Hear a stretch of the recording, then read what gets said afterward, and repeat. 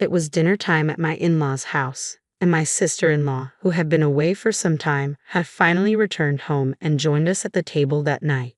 The food was set out in front of us, and I observed as my mother-in-law, father-in-law, and sister-in-law picked up their utensils and savored the meal.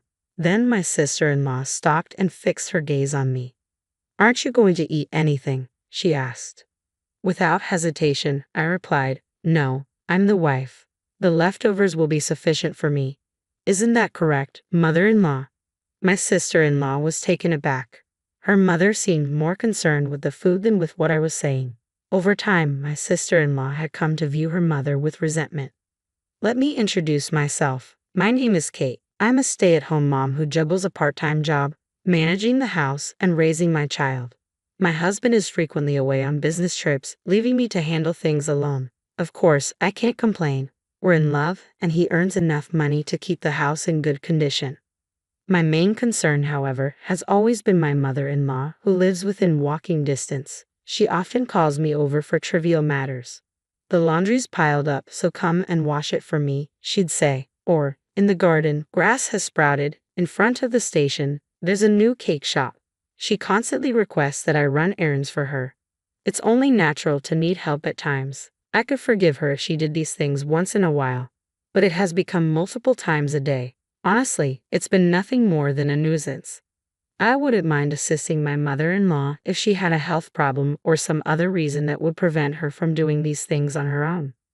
However, my mother-in-law is in perfect health, save for her obesity, but she hasn't reported her weight having an effect on her ability to function normally. At my in-laws' house, I am treated as though I am a maid. My father-in-law, unlike his wife, adores me. However, he is completely unaware of the way she treats me. My mother-in-law only calls me when he's out of the house. When I let my husband know about this, he claimed that he would talk to his mother about it. And he has. He's warned her time and time again. But she, on the other hand, would make a fuss about it. She promised that she would help me, but when I asked her to, she changed her mind. She'd say, instead of expressing regret, she would cry and claim that I hated her, painting herself as the real victim. After several times of going through the same thing, I felt awkward bothering my husband with it anymore. I knew that he was so hard at work, and I felt guilty asking him to help me repeatedly. Eventually, I stopped asking him. Perhaps this is what my mother-in-law wanted, but either way, I found myself in a place where I couldn't talk to anyone about what I was going through. I spent my days alone dealing with her. As of late, her demands on me had increased. One morning, I was made to clean up my in-laws' garden. She instructed me to cut branches from the trees in the yard and gather them all up. It was exhausting work, especially as the sun climbed higher into the sky. I was sweating, but I couldn't stop to drink. By the time I was able to take a break, I went inside the house to find that it was past noon. My mother-in-law was laying on the sofa in the living room, completely relaxed, watching TV and eating chocolates. Her t-shirt was covered in wrappers. "I'm hungry. Make something for me from whatever's in the fridge," my mother-in-law ordered me, not taking her eyes off the television. I sighed as I walked into the kitchen and laid eyes on the mountain of dishes that had piled up in the sink. "You'd better get started. My friends are coming over tonight, and I want the whole place to be absolutely spotless." "There's no time to dither," she continued as she devoured more sweets. I asked her to assist me, even just a little, but she didn't care to respond. When she was uncomfortable with what I said, she would pretend as though I was not even there. Soon enough, I cleaned up the dishes and prepared fried rice for the both of us to eat.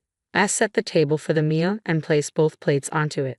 "Fried rice again? Can't you think up anything else?" she complained, but she began to eat her meal with gusto.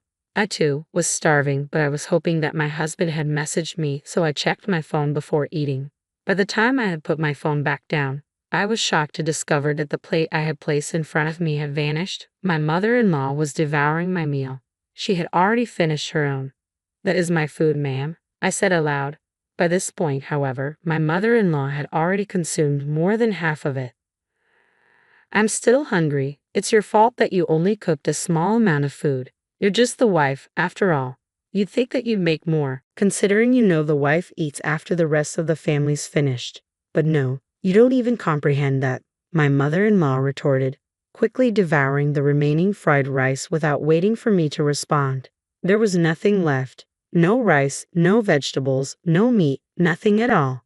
Now start cleaning up, my mother-in-law said. My friends will be here soon. With that, she got up and marched back to the sofa, opening a bag of chips with a loud tear, spilling pale yellow crumbs onto the rug beneath her. I vacuumed the floor silently, imagining the vacuum cleaner as my mother-in-law, sucking up every bit of food and every last ounce of my dignity into a cyclone until nothing was left behind. I tried my best to leave my hunger with water as I cleaned up, as I had been asked, but the thought was clear in my mind. I swore to myself that I would never help my mother-in-law again, no matter how much she would beg and plead. If she wanted a maid whom she could command not to eat, she could try and pay for one. As for me, I couldn't do it any longer. I would not return to help her. Or so I thought. Things changed dramatically soon after that day. My father-in-law had passed out of work, and in order for him to recover, he needed nursing care. Unlike his wife, my father-in-law had always been a thoughtful and caring man. I'd assumed that you were going to provide us with a grandson. I was foolish to think that you would give us an heir. Absolutely foolish. When I was pregnant with my first child, my mother-in-law would say these things to me, but my father-in-law would chastise her.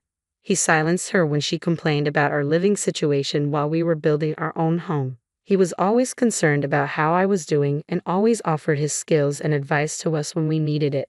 When I learned that my father-in-law had fallen ill, I knew I had to act. I put on my coat, determined to offer the same care in return. But the phone rang. It was my mother-in-law.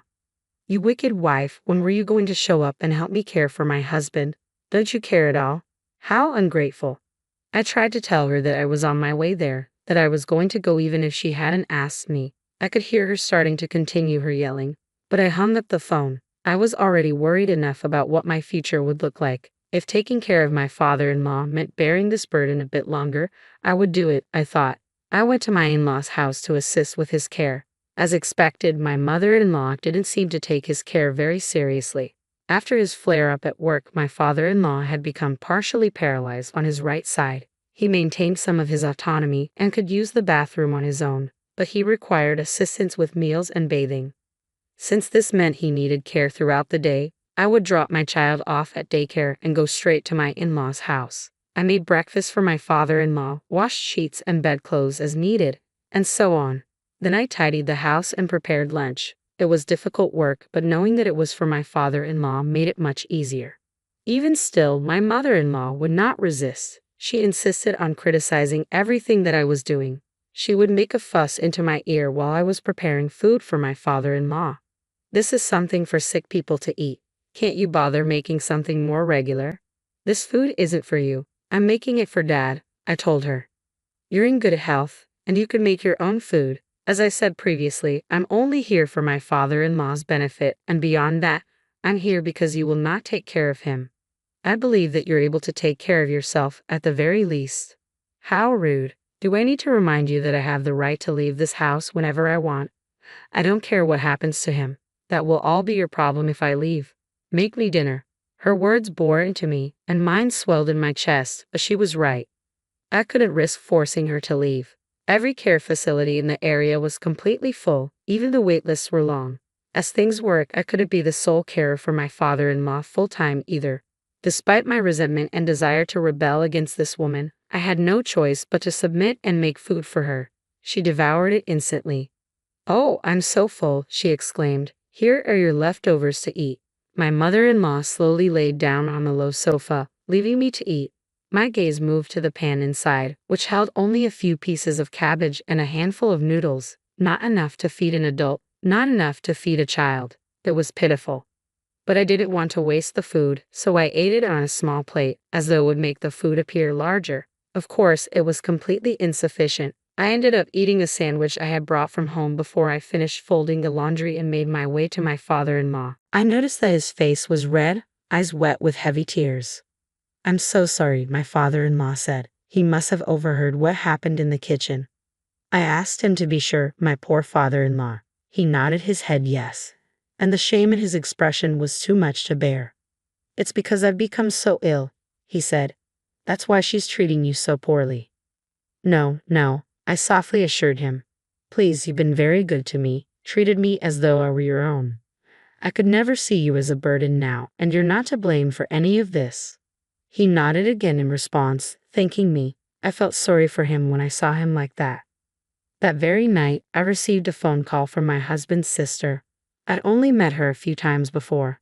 My sister-in-law lives with her husband in another state, and she and my mother-in-law don't get along well, so she doesn't visit very often.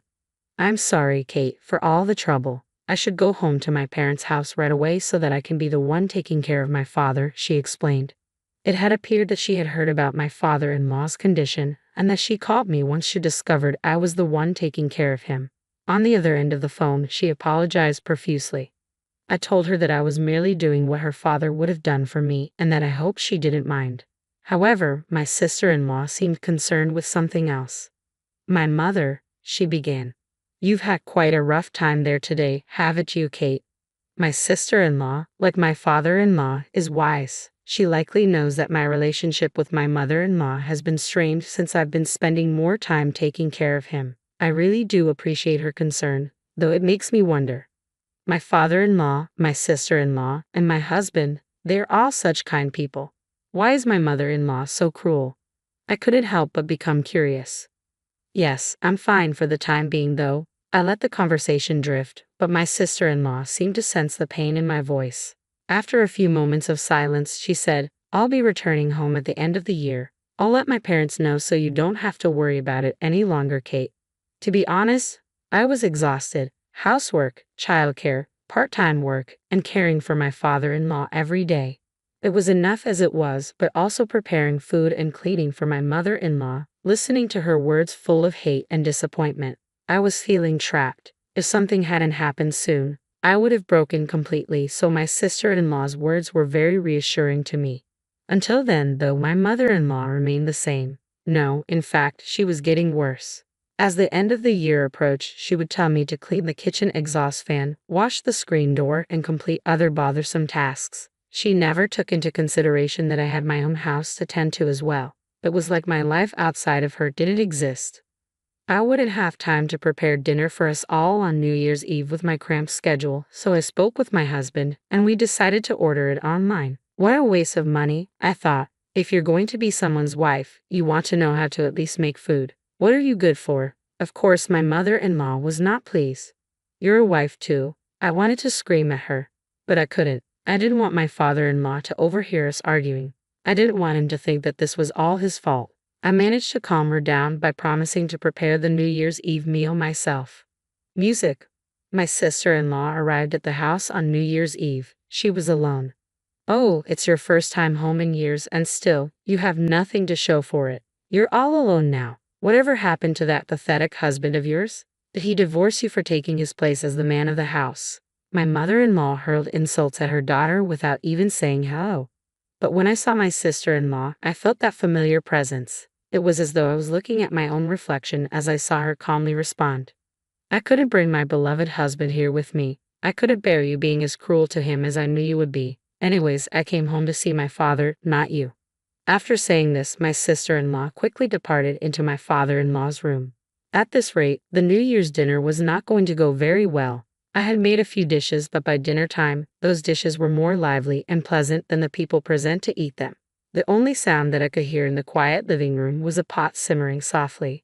I served my father-in-law some food. My mother-in-law began to greedily eat the boiled meat on her plate as if on cue. My sister-in-law only looked on coldly. My husband had been attending his company's end-of-the-year party, and he wasn't with us on that night.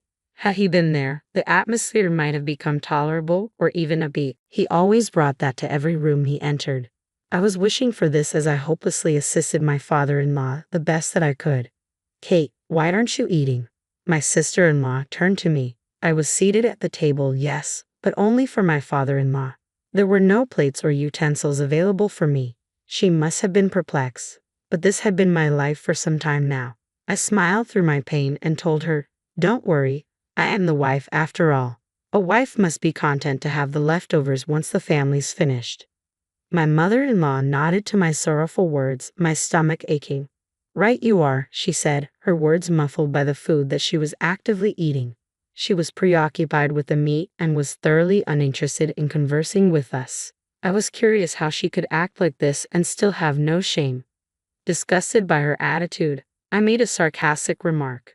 Though you are a wife as well, why are you eating now? The family's not yet finished. Before my mother-in-law could react, I was surprised to see my sister-in-law stand. Mama will need to eat a lot of meat while she still can. She won't be able to eat such expensive food if she's kicked out of the house. My eyes widened. My sister-in-law presented a document, a single packet of papers that would change everything. They were divorce papers. My father-in-law appeared to be in on all of this as I watched the two of them make eye contact. At last, my mother-in-law's hands came to a halt. Father's divorcing you because he's finally run out of patience. He's been accepted into a very nice care facility and is planning on selling this house as soon as he's moved in, my sister-in-law announced. My mother-in-law nearly spat out her dinner. She hurriedly swallowed her mouthful and looked at her husband and daughter. If you dare do something like that, you'll have hell to pay in alimony. Her face was turning red as she yelled her threat. I'm afraid that's not going to be an issue. Though if you insist, we can take you to court over it. We have ample evidence of your disregard for the needs of the family and the neglect of your husband, my sister-in-law replied calmly. My mother-in-law was enraged, but when the word court was mentioned, her attitude swiftly changed. I'm sure she's well aware of her disadvantage if things came to that. I'm sorry for everything, she said, as though she was a different person. She whimpered and kneeled on the spot, begging for forgiveness. My sister and father-in-law, on the other hand, had nothing to say to her pitiful display. She kept apologizing, but there was nothing that she could do. All of us in that room knew that she was in the wrong. You'd better get started signing these papers. Once you're done, you can pack your things and leave the house, my sister-in-law said, relentless in her demand. The years of abuse had welled up within her, and she would not back down on her demands. My mother-in-law would be packed and gone, leaving her alone in the freezing New Year's weather. It seemed that my mother-in-law was also abusing my father-in-law on a daily basis. She betrayed him, telling him that he was worthless and that she wished he would have just passed away instead of becoming such a burden. My father-in-law was very smart. He kept track of her daily outbursts and organized them with the help of my sister-in-law. The data that they had both accumulated was crucial in fighting their case in court. By the end, the claim was settled by offsetting it with a share of property, leaving my mother-in-law homeless. She currently lives in a rundown apartment and is working part-time to get by. She has become a different person in her struggle. She hasn't been able to afford many nice foods and has lost much of her weight, but she is even less healthy now than before. My father-in-law now spends his days living in a luxury nursing home run by a friend of my sister-in-law. They see to it that he is not only healthy every day but happy too. He's made friends with many of the other residents. I pay him visits at least once a week. Progress has been astonishing. Thanks to his rehabilitation, he's regained more movement in the right side of his body. He smiles more frequently, laughs more. It's wonderful. I have made a friend too. My sister-in-law and I have become close and we communicate often. We both want more than anything to keep supporting my father-in-law as best as we can. We will treasure the peace that has finally come to us.